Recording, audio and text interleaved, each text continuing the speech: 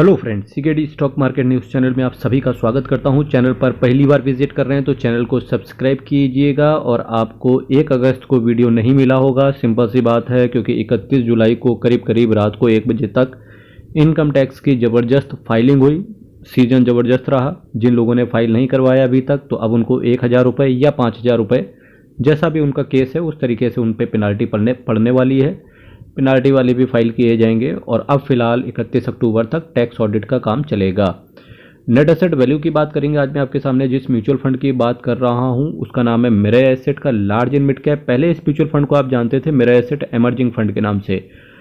Emerging fund हो या large and mid cap की कैटेगरी में किसी भी म्यूचुअल फंड की चर्चा हो, तो वहां पर अगर मिरर एसेट की चर्चा ना हो तो ऐसा तो इम्पॉसिबल है, क्योंकि सभी large and mid cap category के म्यूचुअल फंड के अंदर इस म्यूचुअल फंड ने एक अलग स्थान, एक अलग पायदान अपना बना के रखा हुआ है। नेट एसेट वैल्यू को देखिए तो 170 रुपये का है। 1 साल का रिटर्न 41% का CAGR, मैक्सिमम 24% का CAGR, 5 साल में 25% का CAGR, 3 साल में 19% का CAGR इस म्यूचुअल फंड ने बना के दिया है। जबकि मैं बार बार CAGR का नाम ले रहा हूँ, इसका मतलब ये है मेरे दोस्त कि म्यूचुअल फंड के अंदर आपको रिटर्न कंपाउंड होकर के मिलता है। कंपाउंड या चक्रवृद्धि ब्याज, आप दोनों को सिमिलर वे में ले सकते हैं। वैल्यू रिसर्च ने इस म्यूचुअल फंड को 3 आउट ऑफ 5 रेट किया हुआ है। अंकित जैन, नीलेश सुराना साहब आपके पैसे को मैनेज करके चल रहे हैं। 3 महीने में बात करेंगे तो 14% का एब्सोल्यूट रिटर्न है। जहीं अभी आप काफ़ी सारे म्यूचुअल फंड्स को देखेंगे स्मॉल कैप कैटेगरी के, तो उन्होंने लास्ट में 3 महीने में करीब 9% के आसपास का रिटर्न डिलीवर करके दिया। बहुत सारे, जैसे SBI का स्मॉल कैप हो गया, DSP का स्मॉल कैप हो गया। पर वहीं अगर मैं इस large and mid cap category के म्यूचुअल फंड की बात करूं तो 3 महीने में 14%, ये खूबसूरती दिखा रहा है कि फंड मैनेजर ने किस तरीके से प्रोएक्टिव होकर के अपने आपके पैसे को मैनेज करके रखा हुआ है। 6 महीने में 19% का एब्सोल्यूट रिटर्न है, 1 साल में 41% का, 3 साल में 72% का, 5 साल में 214% का रिटर्न, जबरदस्त शानदार।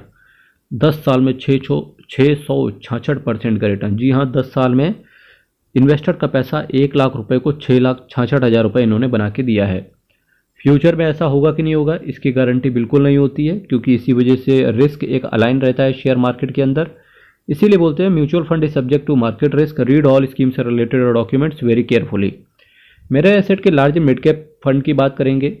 अर्स्टवाइल बोलें या पिछला अगर बोलें तो इसको जानते थे एमर्जिंग ब्लू चिप।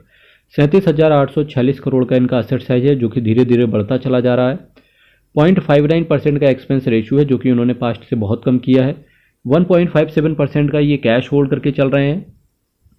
अगर मैं बात करूं कि ये म्यूचुअल फंड किस बेंचमार्क को फॉलो करता है, तो देखिए Nifty large and mid cap 250 TRI को ये बेंचमार्क की तरह फॉलो करता है। जबकि मैं TRI नाम बोल रहा हूं, इसका मतलब है टोटल रिटर्न इंडेक्स। प्लान आपका ग्रोथ है। कोशिश करें कि आप हमेशा डायरेक्ट प्लान के साथ रहें, और जो डायरेक्ट ग्रोथ के साथ रहें। प्लान आपका ग्रोथ होना चाहिए और डायरेक्ट होना चाहिए, इस चीज़ को आप याद रखें। 1 साल के अंदर निकलने की कोशिश करोगे तो अलग से 1% का एग्जिट लोड भी आएगा, तो इस चीज़ को भी कंसीडर करके चलें। अब अगर मैं बात करके चलूँ यहाँ पर कि किन किन सेक्टर्स के अंदर पैसा गया है, तो सबसे ज़्यादा इन्होंने फाइनेंशियल सेक्टर के अंदर पैसा डाला है। और मेरा ऐसा मानना भी है कि HDFC बैंक के अंदर इन्होंने मेजर स्टेक डाल के रखा होगा। Health care, automobile, energy, services, technology, material, इसके साथ construction, communication, metals and mining, capital goods, consumer discretionary, consumer staples, insurance, textile और कुछ डाइवर्सिफाइड सेक्टर के अंदर इन्होंने पैसे को डाइवर्सिफाई करके रखा हुआ है। शेयर्स की बात करेंगे तो जैसा कि मैंने आपसे कहा, HDFC बैंक के अंदर सबसे ज़्यादा स्टेक है 5.88%। और यही एक ऐसा बैंक है, HDFC हो गया, रिलायंस हो गया, एक्सिस बैंक हो गया, इन्फोसिस हो गया, ये कुछ शेयर हैं जो पिछले 2 साल से चल ही नहीं रहे। और जबकि लार्ज कैप कैटेगरी की पहली पसंद यही सारे शेयर्स होते हैं। एक्सिस बैंक, L&T तो ज़बरदस्त चल रहा है। Reliance Industries, ICICI Bank, State Bank of India, Kotak Mahindra Bank, Tata Motors, NTPC, Prestige State, Infosys, Bharat Forge, Tata Steel, Wipro, Gland Pharma, Delhivery, HDFC, AMC, Indus Tower, ACC, Bharti Airtel, SKF India, Crompton Greaves, doctor Reddy's lab, Tata Consultancy, InterGlobe Aviation, Aurobindo Pharma. अभी मैंने परसों के दिन यानी कि 30 तारीख के दिन आपको एक वीडियो मिला होगा, जिसमें बायो सिक्योर एक्ट एक अमेरिका में अगर पास होता है तो सबसे ज़्यादा जो फ़ायदा होगा वो जो मेडिकल फील्ड से रिलेटेड जो कंपनीज होंगी उन्हीं को फ़ायदा होने वाला है। स्पेशली फार्मास्यूटिकल्स जो कंपनी एक्सपोर्ट करती हैं। सबसे तगड़ा बेनिफिशियरीज, ये केवल मेरा एक प्रेडिक्शन है, हो सकता है ऑरबिंदो फार्मा। या सिप्ला या ल्यूपिन। तो आपकी नज़र जितने भी फार्मा सेक्टर से रिलेटेड शेयर्स हैं, अच्छे अच्छे शेयर उन पर होनी चाहिए, या आप उन्हें देख सकते हो। Lupin, Bayer Crop Science, FSN Commerce Ventures जिसे आप नाइका के नाम से जानते हो, Vedanta, Laurus lab, Tata TCS, Tata Communication, Bata India, LIC housing finance, Apollo Hospital, Fortis Health Care, CEAT, ICICI Prudential, Page Industries, Motherson Sumi wiring, SRF, Federal Bank, ITC, SCL technology, Coal India, Grasim Industries, Cummins India, Gujarat State Petronet. ये कुछ share हैं जहां investors का पैसा गया हुआ है।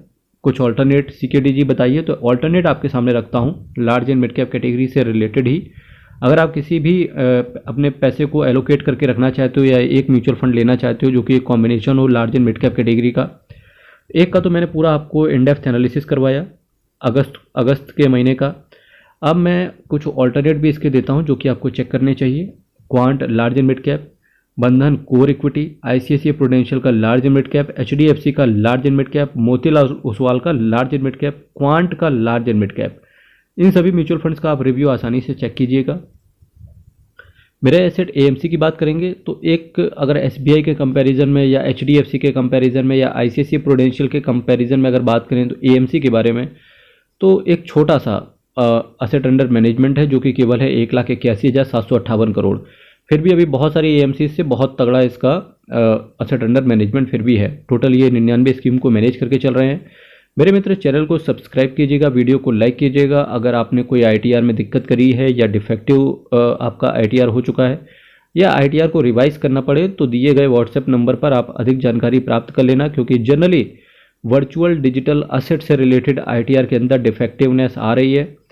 ITR simple सी बात है, डिफेक्टिव कर दे रहा है डिपार्टमेंट। किस वजह से? लॉजिक सिर्फ एक है, वर्चुअल डिजिटल असेट को लोग ट्रीट नहीं कर रहे हैं। अगर आपके साथ भी ऐसा हुआ है तो इस चीज़ के लिए आप हमसे संपर्क कर सकते हो, दिए गए व्हाट्सएप नंबर आपके सामने है। चैनल को सब्सक्राइब कीजिएगा, वीडियो को लाइक कीजिएगा। हर हर महादेव, अयप्पा शरणम, हरि शरणम। बहुत बहुत धन्यवाद।